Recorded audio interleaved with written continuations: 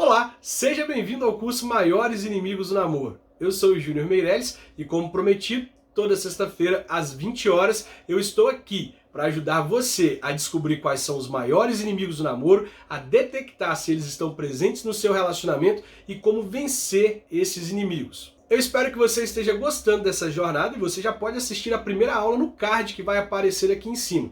E se você está gostando, espero contar com o seu apoio. Espalhe esse vídeo, deixe seu like e inscreva-se no nosso canal para você não perder nada do curso Maiores Inimigos do Namoro. E é muito importante que você clique no link que está aqui na descrição deste vídeo para que você entre no nosso canal do Telegram e fique sabendo de todas as informações do curso, bem como receba também os links das novas aulas que vão acontecer. Na aula de hoje, nós vamos ver 3 coisas muito importantes. A primeira coisa que nós vamos ver é o que é namorar.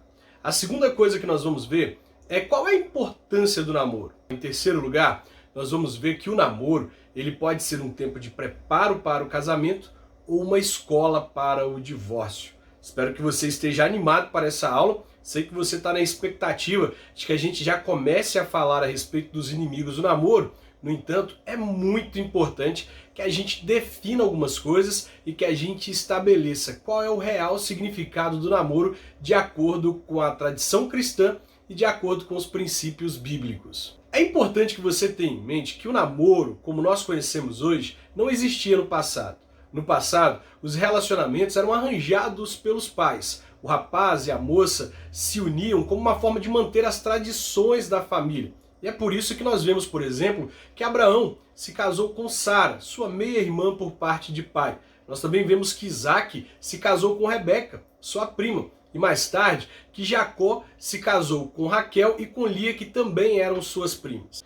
Neste contexto, os relacionamentos e os casamentos aconteciam entre familiares, pessoas próximas ou, no máximo, pessoas do mesmo povo que tinham tradições, costumes e princípios muito parecidos. E é importante destacar que o que diferencia o relacionamento daquele tempo para o namoro de hoje em dia era o fato de as pessoas não se tocarem, não se abraçarem, não se beijarem e não terem relação sexual antes do casamento. E eu nem preciso dizer que isso mudou, né? Depois da Revolução Sexual do século XX, lá por volta de 1960, os jovens passaram a escolher eles mesmos as pessoas com quem eles iriam se relacionar, acabaram ganhando mais intimidade no relacionamento a dois, como por exemplo, eles podiam se beijar, se abraçar, e mesmo que a gente saiba que dentro da tradição cristã não é correto, alguns jovens acabam tendo relações sexuais no namoro antes de se casarem. No entanto, apesar dessas mudanças ali na revolução sexual, a gente precisa destacar o fato de que mesmo naquele tempo em que as mudanças estavam acontecendo, o namoro ainda era visto como um compromisso assumido entre um rapaz e uma moça com o propósito do casamento. Dificilmente um relacionamento entre duas pessoas ali por volta de 1960 terminava, era rompido. Normalmente ele se transformava em um casamento e as pessoas eram de fato felizes. O problema começou a acontecer mesmo depois, lá no finzinho do século XX, início do século XXI, quando os namoros deixaram de ser esse compromisso com o propósito do casamento para se tornar uma aventura em direção à satisfação dos desejos, a resolver o problema da solidão e no percurso de términos, começos de novos relacionamentos, caso a pessoa encontre alguém que vale a pena, que ela goste, que vale a pena ter do lado, ela acaba se casando, mas o casamento é um mero acidente de percurso. Não era o propósito, aconteceu e as pessoas acabam se casando. Além disso, os namoros do nosso tempo têm um apelo sexual muito forte. E tudo isso que vem acontecendo ao namoro, as mudanças que vem afetando ele, tem feito com que o compromisso do namoro seja banalizado e tem deturpado o real significado do namoro. Por isso, é muito importante que a gente pense e reflita um pouco sobre o real significado do namoro e quais são as consequências de viver um namoro sem propósito, um namoro como as pessoas têm vivido hoje em dia. O que será o namoro a partir dos princípios bíblicos? Você já pensou sobre isso? Bom, eu quero te apresentar uma perspectiva cristã a respeito daquilo que de fato é o namoro aos olhos de Deus e da tradição cristã. Vamos ver? Mas antes eu preciso te dizer que pelo fato de o namoro ser um traço da nossa sociedade ocidental, uma criação da nossa sociedade ocidental moderna, é importante que fique claro que a Bíblia não diz nada a respeito de namoro. Por exemplo, se eu fosse te dizer assim, o que a Bíblia fala sobre namoro, eu não teria nada para te falar, porque ela não cita a palavra namoro. Não haviam namoros nos tempos bíblicos. No entanto, o namoro não é um ato pecaminoso. Na verdade, dado ao contexto que nós estamos vivendo, o namoro é muito importante. E por isso, dentro dos princípios cristãos, nós poderíamos pensar que, em primeiro lugar, o namoro é um compromisso sério assumido entre duas pessoas com o propósito do casamento. Logo em Gênesis capítulo 2, verso 24, nós lemos que é por isso que o homem deixa o seu pai, a sua mãe e se une à sua mulher, e os dois se tornam uma só carne. É por isso que é para que eles possam se casar. Pelo casamento, um homem se une a uma mulher e os dois se tornam uma só carne. Para que um homem e uma mulher se relacionem, eles precisam determinar que aquele relacionamento vai acontecer com o propósito de que mais tarde eles venham a se casar. Em segundo lugar, um outro princípio para o namoro é que ele deve ser um tempo para a glória de Deus. Não apenas o namoro. 1 Coríntios capítulo 10, verso 31 diz que quer comais, quer bebais ou façais qualquer outra coisa, nós devemos fazer tudo para a glória de Deus. Neste caso, fica claro que tudo o que a gente for fazer, inclusive o namoro, deve ser feito para a glória de Deus. Em terceiro lugar, o namoro é uma relação heterossexual. Nós lemos em Gênesis capítulo 1, verso 27, que Deus criou os seres humanos. Ele os criou parecidos com ele e os criou macho e fêmea. Em Gênesis capítulo 2, verso 24, nós vimos que o homem deixa o seu pai e a sua mãe para unir-se à sua mulher. E ainda que a gente esteja vivendo um tempo de muitos conceitos, definições, e o namoro vem sofrendo mudanças que vem deturpando o significado e o objetivo dele, nós precisamos entender que o namoro bíblico, na perspectiva cristã, é um relacionamento entre um homem e uma mulher.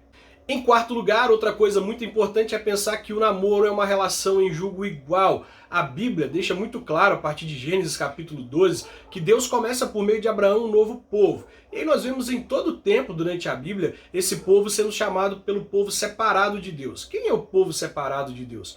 Todo aquele que acredita em Deus, que vive de acordo com a palavra de Deus, é parte do povo separado de Deus. Portanto, é importante ter um namoro em julgo igual, ou seja, se relacionar com alguém que tenha princípios, valores, que faça parte da mesma religião que a gente, que enxergue Deus como nós enxergamos e que se aproxime dele como nós nos aproximamos. Olha, eu sei que você vai me dizer que católicos, evangélicos e que as outras religiões estão à busca do mesmo Deus. Eu posso até concordar com você e dizer que só existe um Deus e que todos estão em busca de um único Deus. Mas você deve concordar comigo que a maneira como cada religião se aproxima de Deus é bem diferente, não é? E essas diferenças podem causar problemas nos relacionamentos. Por exemplo, nós vemos em Deuteronômio capítulo 7, verso 1 ao 14, que Deus estava dizendo que o seu povo deveria se relacionar com pessoas que tinham a mesma fé para que eles não se afastassem de Deus. E lá em Neemias capítulo 13, verso 26 e 27, nós também lemos que Salomão, o homem mais sábio que existiu, acabou se perdendo e se afastando de Deus por causa de relacionamentos. É por isso que o apóstolo Paulo vai nos dizer, em 2 Coríntios capítulo 6, verso 16 ao 18, que nós não devemos ter comunhão com pessoas que não vivem de acordo com a mesma fé que a gente, para que a gente acabe não se afastando de Deus por causa do nosso relacionamento. Em quinto lugar, é muito importante destacar que o namoro deve ser um tempo de pureza. Lá em 1 Tessalonicenses capítulo 4, verso 3, a Bíblia diz que a vontade de Deus é a nossa santificação, que o homem deve saber se portar com a sua esposa e a esposa se portar com o seu marido. Neste contexto, aplicando este princípio ao namoro, nós precisamos entender que é importante que o rapaz saiba se comportar de maneira pura em relação à sua namorada e que a sua namorada saiba se comportar de maneira pura a ele. Portanto, nós devemos nos livrar da imoralidade sexual de acordo com o conselho de Paulo, viver em santidade e pureza durante o namoro. O namoro deve ser um relacionamento em que os dois cuidam da pureza um do outro para ajudar um ao outro a se santificar e fazer com que aquele relacionamento tenha a bênção de Deus. Em sexto lugar, agora de acordo com a tradição cristã, nós acreditamos que o namoro deve ser um tempo de conhecimento. Conhecimento do caráter, conhecimento das qualidades, dos defeitos, conhecimento do outro, para saber se os dois querem de fato viver juntos até que a morte os separem por meio do casamento. Sabe, você precisa conhecer a pessoa, saber quem ela é, saber se vocês são compatíveis ou saber se vocês são tão diferentes que mais cedo ou mais tarde vocês vão se separar. Por isso, de acordo com a tradição, nós acreditamos que o namoro deve ser também um tempo de conhecimento. E em sétimo lugar, também de acordo com a tradição, nós acreditamos que o namoro deve ser um tempo de decisão. Eu já disse que ele deve ser um tempo de preparo para o casamento, um compromisso com o propósito do casamento, mas é importante pensar também nele como um momento de decisão. Durante o namoro, vocês vão se conhecer para decidir se estão prontos para se casar e se encontraram a pessoa certa.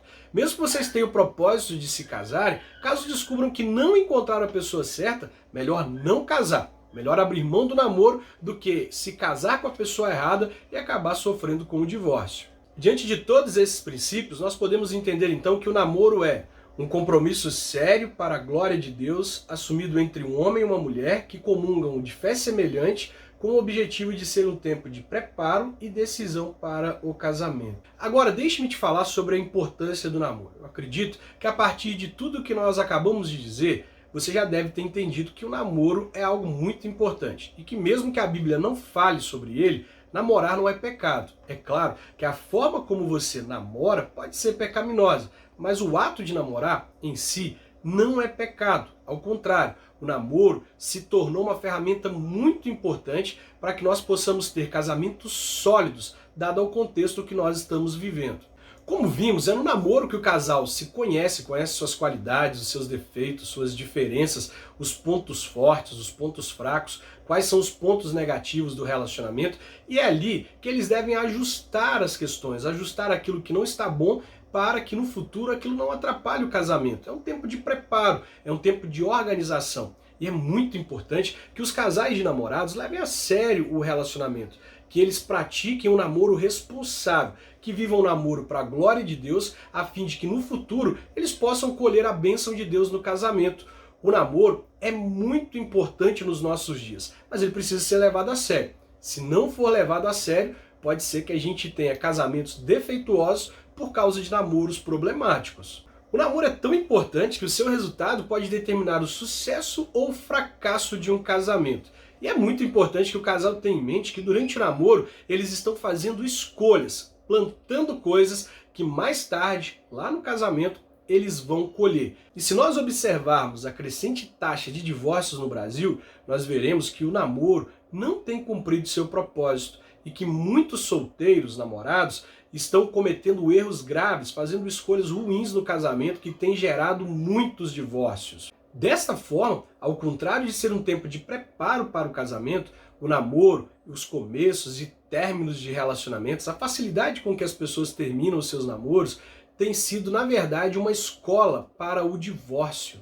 Diante disso, fica claro que as escolhas estão sendo feitas de maneira errada, que os namoros estão sendo conduzidos de uma maneira equivocada e, consequentemente, nós estamos vivendo os maiores índices de divórcios da história do Brasil e do mundo. Para evitar que isso aconteça, você precisa levar o seu namoro a sério. E uma forma de levar o namoro a sério é descobrir quais são os inimigos do seu namoro. Se você descobrir quais são os inimigos do seu namoro, você vai poder vencer esses inimigos e ter um namoro saudável e feliz. Além disso, você vai impedir que esses inimigos sigam com você e com a pessoa com quem você se relaciona até o casamento, tornando-se assim os inimigos do casamento e fazendo com que o sonho de uma vida inteira a dois feliz se transforme no pesadelo do divórcio. E este é o objetivo do curso Maiores Inimigos do Namoro. Nós vamos aprender sobre quais são os maiores inimigos do namoro, como descobrir se eles estão presentes no nosso relacionamento e, o mais importante, como vencê-los para que a gente tenha um namoro saudável e para que eles não nos acompanhem em direção ao casamento. Mas antes, eu precisava te alertar sobre o que é o namoro, para que você não viva um namoro como as pessoas estão vivendo hoje, e também te dizer que o namoro pode ser um tempo de preparo para um casamento firme, inabalável, ou uma escola para o divórcio. Espero que você faça boas escolhas, que uma das suas escolhas seja descobrir quais são os inimigos do seu namoro e vencer esses inimigos para que você possa ter um casamento firme e inabalável que sirva de modelo e inspiração para essa nova geração.